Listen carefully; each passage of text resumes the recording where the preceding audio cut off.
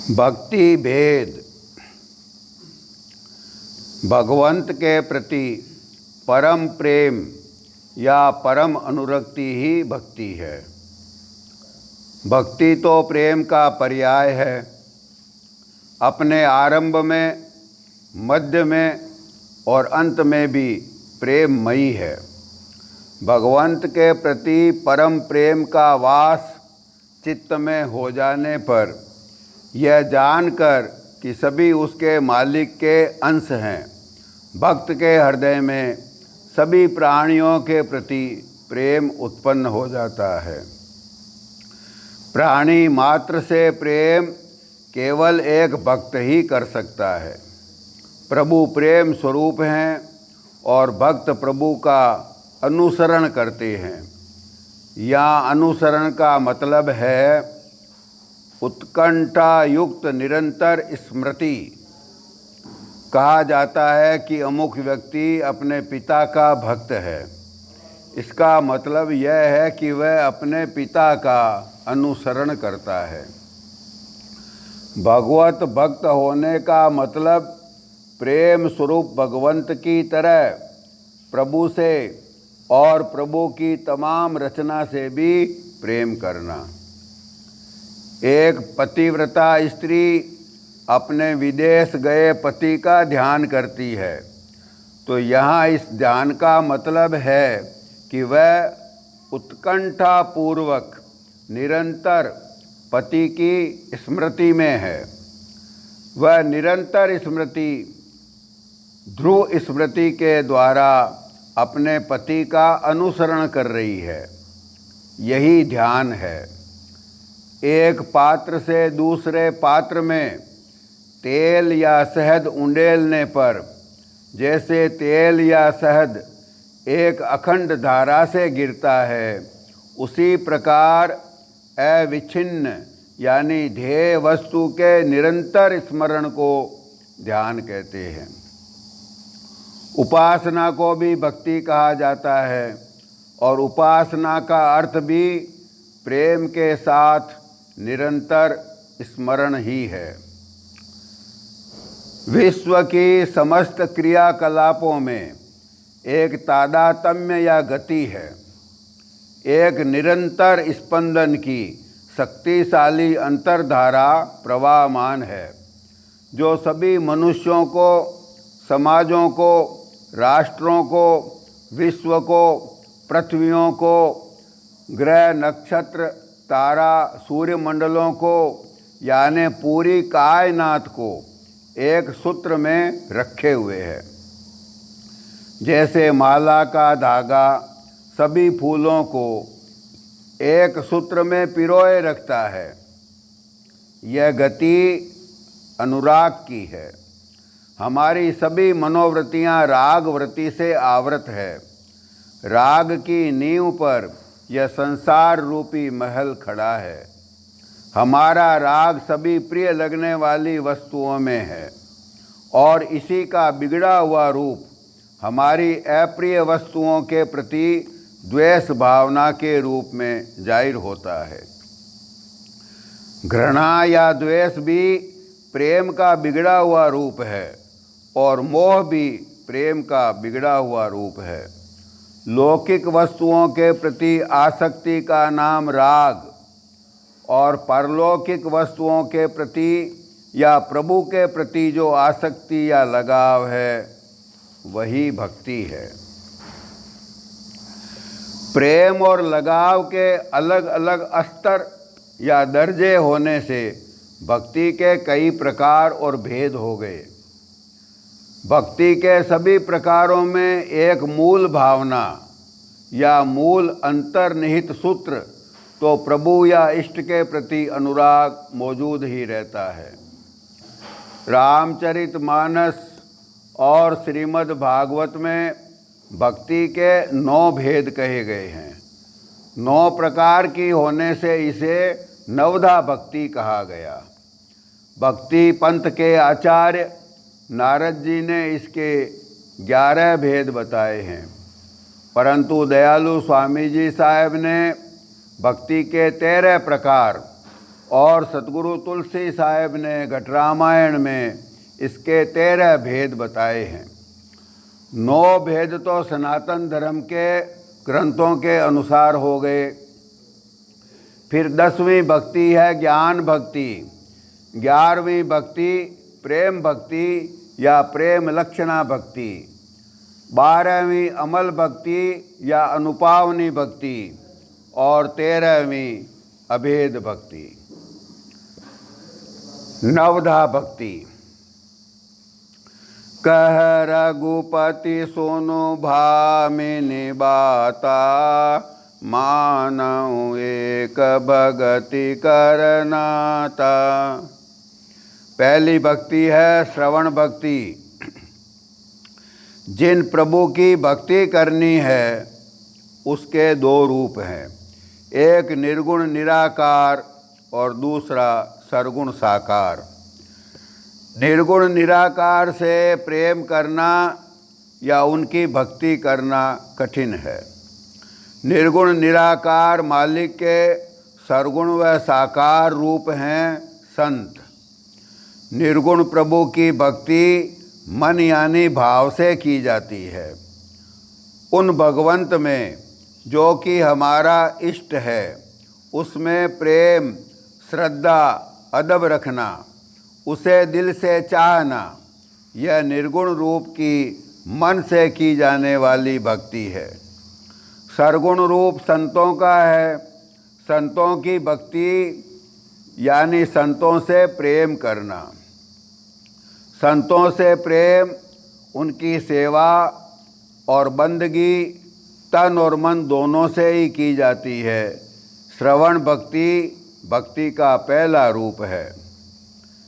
एकाग्र ही चित्त जू राखे, हरि गुण सुनि रसना चाखे। पुनि सुने संत के बेना, यह श्रवण भक्ति सुख चैना। संतों के पास आया तो भक्ति मार्ग पर आ रहा है। संतों के पास आए तो बाहर मुखी प्रवृत्ति कम करके आए। यदि संतों के मुख से निज प्रभु का गूढ़ भेद और जीव के भवसागर से छूटने की जुगत सुन रहा है और चित्त बाहर भटक रहा है तो उनका अनमोल संग व्यर्थ चला जाएगा। इसलिए संतों के सन्मुख अंतर्मुखी और एकाग्र चित्त होकर रहे। फिर संतों के श्री चरणों में बैठकर उनके मुखारबिंद से प्रभु के गुण, लीला, महिमा और भेद को तथा सच्चे परमार्थ को सुने, यह श्रवण भक्ति है। जब प्रेम से मालिक के गुणों को परम भक्तों यानी संतों के मुख से सुनेगा तो चित्त एकाग्र होगा और अंतर्मुखी भी होगा और प्रेम का अंकुर फूटेगा। इसलिए सच्चे परमार्थ को संतों के मुख से सुनना, प्रेम के साथ सुनना, यह पहली भक्ति है जिसे श्रवण भक्ति कहा गया है। रामचरितमानस में नवधा भक्ति के पहले भेद को इस तरह कहा गया है। प्रथम भक्ति संतन कर संगा। इस भेद को जानकर कि संत ही प्रभु के गुणों को ठीक तरह से जानते हैं और संत प्रभु चर्चा के अलावा और कोई दूसरी चर्चा करना पसंद नहीं करते, गोसाई जी ने संतों के साथ को ही प्रथम भक्ति माना है। दूसरी बात यह है कि प्रभु से प्रेम ही भक्ति है और इसकी शुरुआत संतों के सत्संग के अलावा और कहीं हो ही नहीं सकती। तीसरी बात यह है कि मालिक अपने निज रूप में निराकार है, जिनसे प्रेम शुरू करना ही ज़्यादा कठिन है। इसलिए भगवंत के साकार सरगुण रूप संतों से प्रेम की शुरुआत ही आगे जाकर भगवंत के प्रेम का आधार बनेगी। इसलिए संतों के संग साथ और सत्संग को भक्ति का मूल समझकर इसे प्रथम भक्ति या मूल भक्ति बताया गया। परमात्मा की दया और महिमा अगाध समुद्र के समान है। इसी तरह से सच्चे मालिक प्रेम के भी समुद्र या अक्षय भंडार हैं। कोई भी कहीं भी भगवंत से प्रेम करेगा तो आएगा तो वह प्रेम प्रभु ही से। जैसे समुद्र ही जल का अक्षय भंडार है, कहीं पर भी जल पहुँचेगा तो वह जल समुद्र का ही होगा। वैसे ही प्रभु का प्रेम और वैभव हम तक लेकर संतजन आते हैं। जैसे समुद्र का जल हम तक बादल लेकर आते हैं। संतों के बिना हम और कहीं से प्रभु भक्ति को प्राप्त नहीं कर सकते। मोरे मन प्रभु अस विश्वासा, राम ते अधिक राम कर दासा। राम सिंधु घन सज्जन धीरा, चंदन तरु हरि संत समीरा।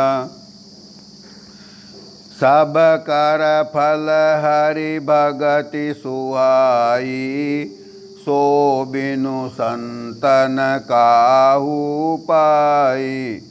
अस विचार जोई कर सतसंगा, राम भगति तेहि सुलभ विहंगा। जिन हरि कथा सुनी नहीं काना, श्रवण रंध्र अहि भवन समान। दूसरी भक्ति कीर्तन।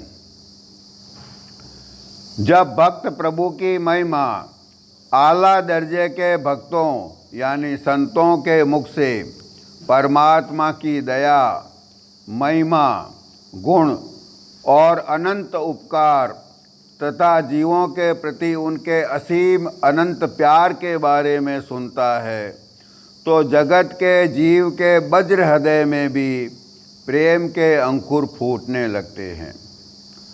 प्रभु के गुण सुन सुनकर तथा संतों और भक्तों के साथ रहने से उनकी भक्ति के प्रताप से सुनने वाले भक्त का मन भी उसी भक्ति भाव के प्रताप से तदाकार यानी भक्तिमय बनने की शुरुआत करता है। साधक भी भगवदाकार बनना शुरू करता है। यही भजन है। तब प्रेम विभोर होकर भक्त अपने आप को प्रभु को समर्पित करके गाने लगता है। मेरे तो गिरधर गोपाल दूसरो न कोई, जाके सिर मोर मुकुट मेरो पति सोई। प्रभु के प्रति एकांतिक और अनन्य राग या अनुरक्ति को ही भक्ति कहते हैं। इसका बीजारोपण सच्चे संतों की कृपा दृष्टि से हुआ और यही अनुराग भगवंत के गुण गाकर और बढ़ता है। यह प्रभु के प्रति बढ़ते हुए प्रेमाकर्षण का दूसरा पायदान है। संतों ने कहा है, हरि गुण रसना मुख गावे, अति ही कर प्रेम बढ़ावे। यह भक्ति की रतन लइए, पुण्य गुरु प्रसाद से लहिए। इशारे में संतों ने एक गूढ़ रहस्य भी इसमें बता दिया कि यह दूसरी प्रकार की भक्ति पुण्य गुरु प्रसाद ते लइए। पहली भक्ति प्रभु की महिमा और गुणगान भी संतों के मुख से सुनना जरूरी है, क्योंकि केवल संत ही प्रभु के गुणों को तत्वतः यानी ठीक तरह से जानते हैं। भगवंत के गुणों का कुछ सार्थक वर्णन भी केवल संत ही कर सकते हैं। उन संतों के साथ रहते रहते जब उनमें श्रद्धा और विश्वास आ गया तो उनके प्रति प्रेम भाव, आदर्श और श्रद्धा बढ़ गई। वे ही फिर गुरु के और ऊंचे सिंहासन पर विराजे। संतों ने भक्ति का बीज दिया, गुरुदेव ने दया करके उस भक्ति बीज को अंकुरित किया। यदि अपने मन बुद्धि के अनुसार यानी मन मुक्ता के अंग के साथ कीर्तन करेगा या गुण गाएगा तो पूरा लाभदायक नहीं होगा। उससे दूसरे छोटे लाभ तो मिलेंगे, किंतु परम लाभ यानी भगवंत के चरणों का प्यार यानी भक्ति नहीं मिलेगी। भक्ति सदैव ही गुरुदेव की कृपा पूर्ण बख्शीश है। इसलिए संतों ने फरमाया कि यह भक्ति कैसे मिली, पुण्य गुरु प्रसाद ते लइए। नवदा भक्ति के वर्णन में रामचरितमानस में भी दूसरी भक्ति को इसी प्रकार की बताया है। पहली भक्ति तो हो गई संतों का सत्संग, और दूसरी के बारे में भगवान सबरी से कहते हैं, प्रथम भक्ति संतन कर संगा, दूसर रति मम कथा प्रसंग। अपने प्रीतम इष्ट के गुणों और महिमा के गाने में रति यानी अनुराग का होना, आसक्ति का होना, यह दूसरी भक्ति है। बिना गहरे प्रेम और अनुराग के यानी बिना भाव विभोर हुए यदि हम गुण गाते हैं तो उस तरह के गुणगान में और फिर ऑडियो टेप मशीनों के द्वारा गाए भजन में क्या अंतर है। प्रभु के गुणगान किस तरह उमड़ते हृदय से करना चाहिए, यह भरत जी के प्रसंग में गोसाई तुलसीदास जी इस तरह बताते हैं। भरत तीसरे पहर कीन प्रवेश प्रयाग, कहत राम सिय उमगी उमगी अनुराग। भरत जी वाला तरीका गुणगान करने का, कीर्तन करने का सही तरीका है। हृदय उमड़ करके प्रेम के साथ नाम लेना है। भक्ति के हर पहलू में अनुराग छलक छलक कर बाहर आना चाहिए। तीसरा सुमिरन, इसे स्मरण भक्ति कहा गया। प्रेम की निशानी या प्रेम का लक्षण है याद। जिससे प्रेम होगा उसे याद करते रहेंगे या उसकी याद हमेशा ज़्यादा से ज़्यादा आएगी। यदि किसी की बार बार याद आती है तो यह प्रेम की निशानी है। इसलिए यदि किसी के प्रति हमें अपने प्रेम को बढ़ाना है तो उसकी याद को बढ़ावें, यानी कि उसका प्रेम से प्रयत्नपूर्वक सुमिरन करना शुरू कर दें। अब सुमिरन दोय प्रकारा, इक रसना नाम उचारा, इक हृदय नाम ठहरावे, यह सुमिरन भक्ति कहावे। सुमिरन दो तरह का कहा गया। पहला साधारण सुमिरन यानी मुंह से प्रेम भाव के साथ अपने इष्ट के नाम का जाप या उच्चारण या सुमिरन करता रहे। यह थोड़ा औपचारिक रूटीन जैसा और बाहर मुखी हो गया। दूसरी तरह के सुमिरन में प्रेम और ज़्यादा प्रधान है। जिसमें प्रेम अंग बड़ा है उसका महत्व ज़्यादा है। प्रेम भी जिस सुमिरन से और ज़्यादा विकास को प्राप्त होता है वह है नाम का दिल में स्थायी निवास, यानी सुमिरन का हृदय में ठहर जाना। यह भक्ति का अंग है। सुमिरन ही जगत के जीव को पवित्र करने वाला है। दुनिया का कैसा भी मनुष्य, किसी भी कौम और परिवेश का व्यक्ति यदि सुमिरन करेगा तो वह हर हालत में पवित्र, निर्मल और भक्त अवश्य बनेगा। स्वपच सबर खस जवन जड़ पावर कोल की रात, राम कहत पावन परम होत भुवन विख्यात। इस तथ्य को गहराई से समझना जरूरी है। ऐसा सुमिरन किया जावे कि उसके प्रताप से प्रभु का नाम हृदय यानी दिल में बस जावे। साधारण तौर पर शरीयत का पालन करने के तरीके से नाम को रटा या जपा तो उसमें प्रेम या तो है ही नहीं या फिर बहुत कम है, तो ऐसा सुमिरन भक्ति की श्रेणी में नहीं गिना जाएगा।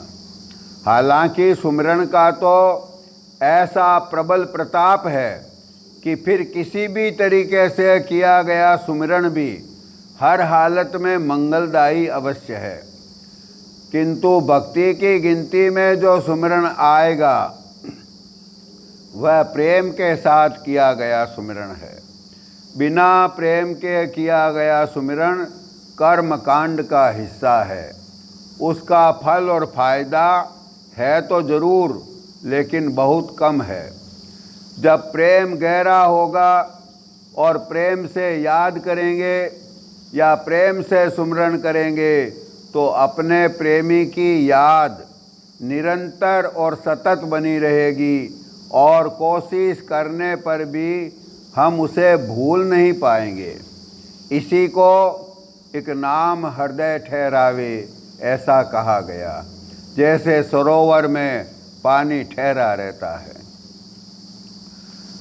रामचरितमानस में नवदा भक्ति के तीसरे प्रकार को संत मत की अंतर्मुखी योग साधना से जोड़कर इसे और अधिक निर्मल प्रेम की प्राप्ति का जरिया बना दिया। गोसाई जी तीसरे तरह की भक्ति ऐसे बताते हैं। गुरुपद पंकज सेवा तीसर भक्ति अमान। संत मत के अनुसार बाहर देहधारी गुरुदेव, अंतर में कंज कमल यानी कि तीसरे तिल पर शब्द गुरु हैं। तीसरे तिल पर आ रही दुन्यात्मक शब्द की धार गुरुदेव के चरण कमल हैं। उन चरण कमलों की अभिमान शून्य भाव से सेवा करना तीसरी भक्ति है। बाहर देहधारी गुरुदेव के चरणों की सेवा हर समय में, हर स्थान पर और हर एक इच्छुक सेवक को कैसे उपलब्ध हो सकती है। वर्तमान समय में ही संत मत में ऐसे भेदी गुरु हैं जिनके हजारों, लाखों नहीं करोड़ों सेवक हैं। अब देहधारी गुरुदेव हैं एक, सेवा करने वाले हैं अनेक। चरणों की सेवा कौन सा सेवक करना नहीं चाहता, किंतु भौतिक रूप से तो यह संभव नहीं है। दूसरी बड़ी और ज़्यादा महत्वपूर्ण बात यह भी है कि संत चाहते हैं कि यह सभी सत्संगी जल्दी से जल्दी ही अंतर्मुखी हो जावें। बाहरी देह के नाते से और बड़े तथा गहरे नाते, नाम के नाते या रिश्ते से बंध जावें जो नाता कि फिर कभी टूट नहीं सकता। वे अंतर में गुरुदेव के नूरी रूप और शब्द स्वरूप से प्रेम का अटूट रिश्ता जोड़ लें। मीराबाई जी साहब ने फरमाया है, ना तो नाम को रे मोसो तनिकन तोड़ो जाए। तो अंतर में दुन्यात्मक शब्द की धार में सुरत को लगाना, यही गुरुदेव के अंतर चरणों की सेवा है। इसका सरल मतलब यह है कि अहंकार शून्य होकर दीनता के अंग के साथ सुरत शब्द योग का अभ्यास करना ही तीसरी भक्ति है। यह प्रभु के प्रेम को और आगे बढ़ाने वाली है। इस अभ्यास के करते करते भक्त के हृदय मंदिर में नाम यानी गुरुदेव के चरण कमल अस्थाई रूप से बसेंगे।